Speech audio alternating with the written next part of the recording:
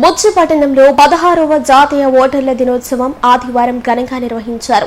ఈ సందర్భంగా తహసీల్దార్ కార్యాలయం నుండి పట్టణంలో రెవెన్యూ సిబ్బంది యువతతో కలిసి భారీ ర్యాలీ ఓటు వినియోగంపై అవగాహన కల్పించారు. అనంతరం ఎక్కువ సార్లు ఓటు నమోదు చేసుకున్న సీనియర్ సిటిజన్లకు సన్మాన కార్యక్రమం నిర్వహించారు.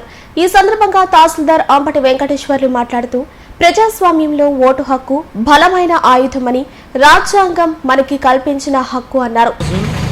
16వ జాతీయ ఓటర్ల దినోత్సవం సందర్భంగా మనం ఈ యొక్క ఓటు యొక్క విలువ ఏదైతే ఉందో దాన్ని ప్రజల్లోకి తీసుకెళ్ళి వాళ్ళందరినీ కూడా చైతన్యపరచాలనే ఉద్దేశంతో ఎలక్షన్ కమిషన్ ఆఫ్ ఇండియా, మరి అదేవిధంగా రాష్ట్ర ఎన్నికల కమిషన్, మరి అదేవిధంగా డిస్ట్రిక్ట్ ఎలక్షన్ ఆఫీసర్ అనేటువంటి గౌరవ జిల్లా కలెక్టర్ గారి యొక్క ఆదేశాల మేరకు ఈరోజు మనం ఈ యొక్క ర్యాలీ, అదేవిధంగా మనం ఇటీవల పెట్టిన డిబేట్ కాంపిటీషను, క్విజ్, ఎలక్ట్రీషియన్ కాంపిటీషన్లో పాల్గొన్న వాళ్ళకి ప్రైజులు ఇవ్వడము, అదేవిధంగా ఎక్కువ సార్లు ఎవరైతే ఓటు నమోదు చేసుకుని ఇప్పటి వరకు ఎక్కువ సార్లు ఓటు వేసింటారో అలాంటి సీనియర్ సిటిజన్స్ని సత్కరించడం అనే కార్యక్రమాలు దీనిలో భాగంగా చేయడం జరిగింది.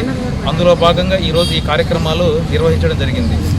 ఓటు అనేది మనకి ఇచ్చిన ఈ ప్రజాస్వామ్యంలో ఓటు అనేది అతి పెద్ద ఆయుధం.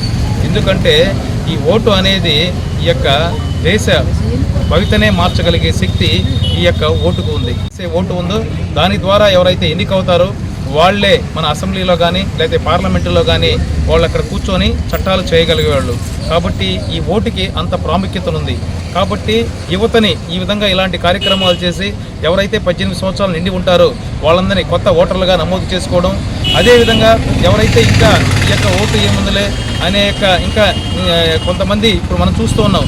దాదాపు ఎలక్షన్స్ జరిగేటప్పుడు జనరల్ ఎలక్షన్స్ కానీ లేకపోతే పంచాయతీ ఎలక్షన్స్ కానీ లేకపోతే వేరే ఎలక్షన్లో ఇప్పుడు కూడా మనకి ఏంటంటే జనరల్ ఎలక్షన్లో దాదాపు 70 to 80% నమోదవుతుంది. ఈ మిగతా 20% ఎక్కడికి వెళ్తున్నారు అనేది కూడా మనం గమనించుకోవాలి.